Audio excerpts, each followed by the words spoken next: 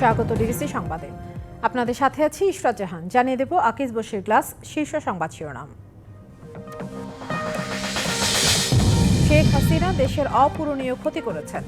অগাস্টে ক্ষমতা নেওয়ার সময় বাংলাদেশ ছিল গাজার মতোই বিধ্বস্ত, গার্ডিয়ানকে প্রধান উপদেষ্টা।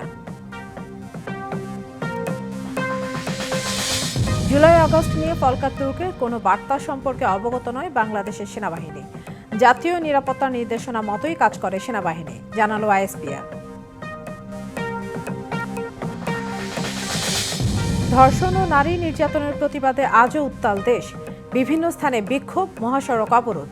সর্বোচ্চ শাস্তি দাবি ছাত্র জনতার। আগামী নির্বাচনে প্রক্সি ভোট দেওয়ার সুযোগ পাবেন প্রবাসীরা। নতুন রাজনৈতিক দল নিবন্ধনের গণবিজ্ঞপ্তি। আবেদন করা যাবে 20 এপ্রিল পর্যন্ত।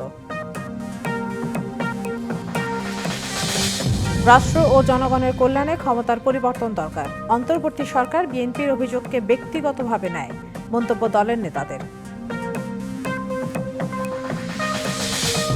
পূর্বাঞ্চলে প্লট জালিয়াতির অভিযোগে শেখ হাসিনা, রেহানা ও তাদের সন্তানদের বিরুদ্ধে 6 মামলার অভিযোগপত্র অনুমোদন দুদকের।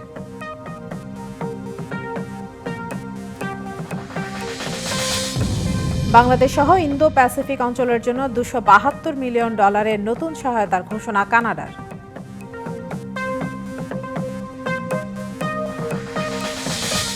দেখছিলেন আকিজ বশির গ্লাস শীর্ষ সংবাদ শিরোনাম।